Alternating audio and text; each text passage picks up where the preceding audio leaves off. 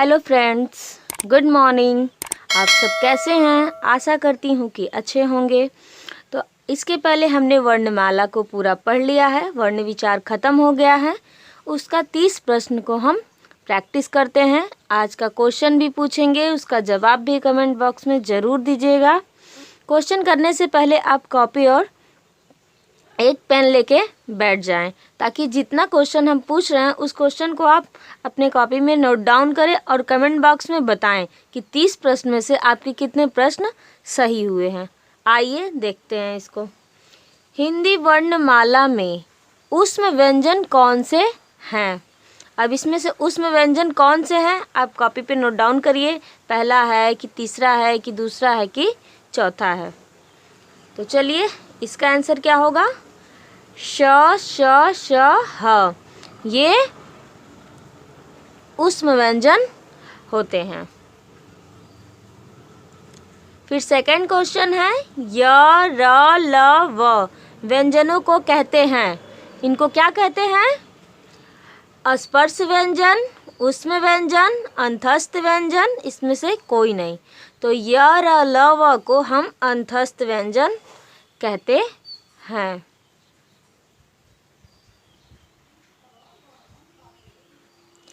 निम्नलिखित में से अघोष वर्ण कौन सा है? अघोष वर्ण कौन सा है? यहाँ पे स ये अघोष वर्ण है। अघोष वर्ण वर्ग का पहला अक्षर, दूसरा अक्षर और तीनों श आते हैं, तो इसमें ये वाला श हो जाएगा।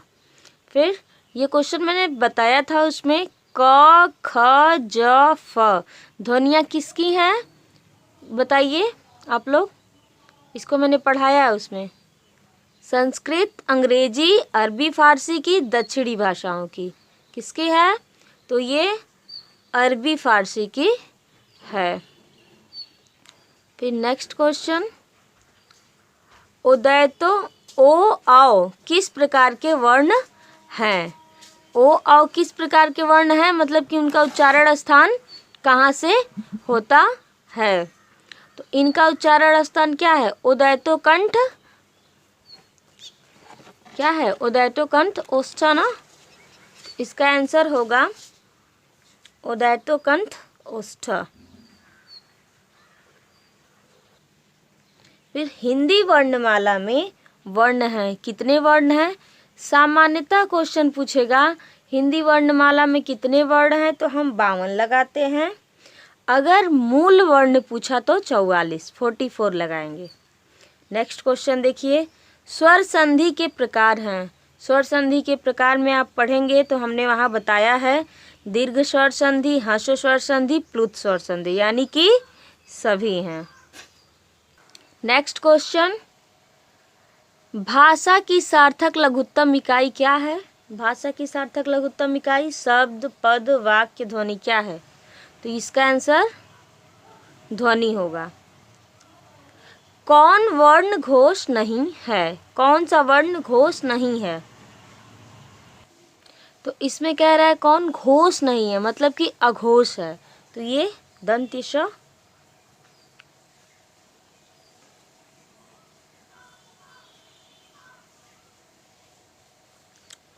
किन ध्वनियों को अनुस्वार कहा जाता है? तो स्वर के बाद आने वाली ध्वनियाँ नासिक ध्वनियाँ, स्वतंत्र रूप से उच्चारित ध्वनियाँ, स्वर के साथ आने वाली ध्वनियाँ, व्यंजन के बाद आने वाली ध्वनियाँ। कौन सी ध्वनियाँ? स्वर के बाद आने वाली नासिक ध्वनियाँ अनुस्वार कहलाती हैं। फिर नेक्स्ट क्वेश्चन देखते हैं,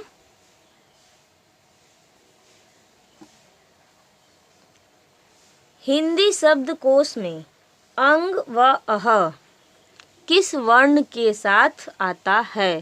तो ये किस वर्ण के साथ आता है? अ के साथ आता है। अयोगवाह कहा जाता है। 12वां क्वेश्चन है, अयोगवाह किसे कहा जाता है? अंग और आह को ना, तो अंग अनुनासिक और विसर्ग है, इसको हम अयोगवाह कहते हैं।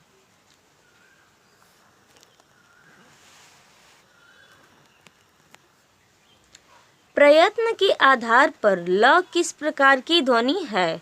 ल किस प्रकार की ध्वनि है? ल पार्श्विक और वर्त्स्य ध्वनि है।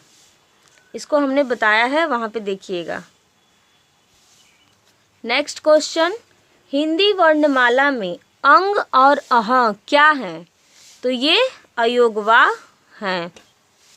नेक्स्ट क्वेश्चन, हिंदी वर्णमाला में व्यंजनों की संख्या कितनी है? बहुत सिंपल, 33। देखते ही आंसर लग जाएगा।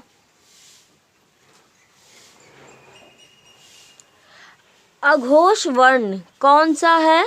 अघोष वर्ण इसमें से कौन सा है बताइए? तो इसमें स आ जाएगा। मैंने 3 क्वेश्चन लिया है, तीनों में ये सही ऑप्शन सही हो रहा है फ्रेंड्स। इसका प्रैक्टिस आप और भी किताब से, प्रैक्टिस सेट से कर सकते हैं।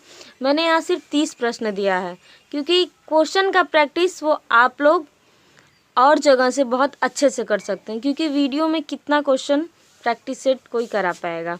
तो मैंने कम से कम 30 ही क्वेश्चन लिया, इससे ज़्यादा नहीं ले पाई हूँ। कौन सी ध्वनि अल्प प्राण है? अल्प प्राण है मतलब वर्ग का पहला, तीसरा, पांचवा और य र ल व। तो कौन सी ध्वनि है पहला, तीसरा, पांचवा? तो इसमें कौन सा आएगा बताइए? ये त आएगा ना, ये पहला है। फिर देखते हैं,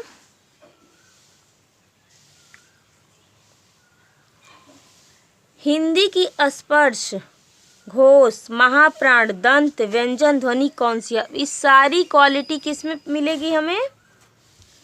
ये द में मिलेगा। आप पढ़िएगा, देखिएगा, ये सारा घोष है, महाप्राण है, दंत है, व्यंजन है, ये सब द में है। फिर उसी तरह सेम क्वेश्चन नीचे है, हिंदी की स्पर्श, घोष, महाप्राण, ओष्ठ, व्यंजन ध्वनि है, ये कौन सा है? ये भ है। इसको आप पूरी क्वालिटी, आप प्रॉपर्टीज इसका चेक कर सकते हैं। नेक्स्ट क्वेश्चन है, निम्नलिखित में से कौन सा स्वर समृद्ध है? समृद्ध है, कौन सा है समृद्ध? आ समृद्ध है और अ अर्ध समृद्ध है।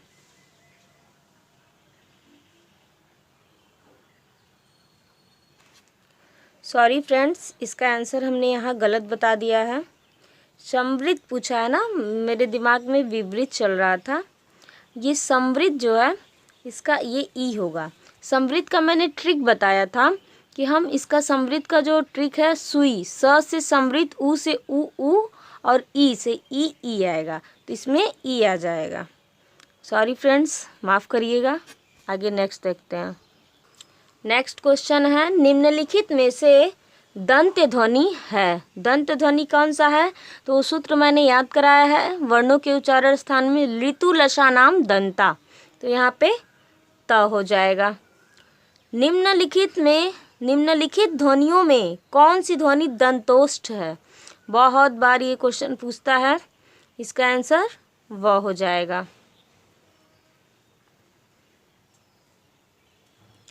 निम्नलिखित वर्णों में कौन सा मूर्धन्य ध्वनियों का समूह है? तो मूर्धन्य ध्वनियों का सूत्र क्या है? ऋतु रसाणाम दंता, यानी ट वर्ग इसमें आ जाएगा। श ध्वनि का उच्चारण स्थान है, तो ये श तालव्य श होता है। नेक्स्ट, निम्नलिखित में से कौन एक संयुक्त व्यंजन नहीं है? संयुक्त व्यंजन हमने बताया था, उसमें आप देखेंगे छ, त्र, ज्ञ, स्र आता है, न कि मूर्धन्य श आता है। य र ल व किस वर्ण के व्यंजन हैं? तो ये किसके हैं? अभी इसके पहले क्वेश्चन के रूप में पूछा था, तो ये अंतस्थ व्यंजन है।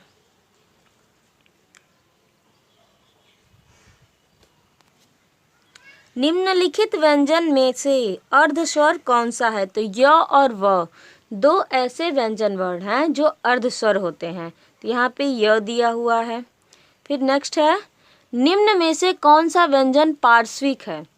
ये इसके पहले भी अभी क्वेश्चन में आया था, तो पार्श्विक कौन सा है? ल है। ल को पार्श्विक कहते हैं, य को अर्ध स्वर कहते हैं। भाषा विज्ञान की दृष्टि से ऊ किस प्रकार का स्वर है? ऊ जो है पश्च स्वर है।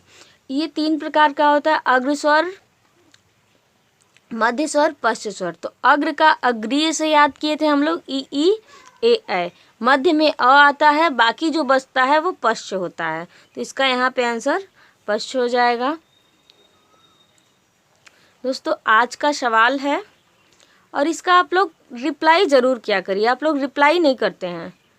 आज का सवाल, व का उच्चारण स्थान कहाँ से होता है? इस जो 30 क्वेश्चन बहुत ध्यान से किया होगा बहुत आसानी से उत्तर दे देगा। कौन सी ध्वनि महाप्राण नहीं है? इसका रिप्लाई आप प्लीज़ फ्रेंड ज़रूर करिएगा। वीडियो अच्छा लगा हो तो लाइक करें, शेयर करें, सब्सक्राइब करें और बेल आइकन को ज़रूर दबाएं ताकि वीडियो सबसे पहले आपके पास पहुंचे। धन्यवाद।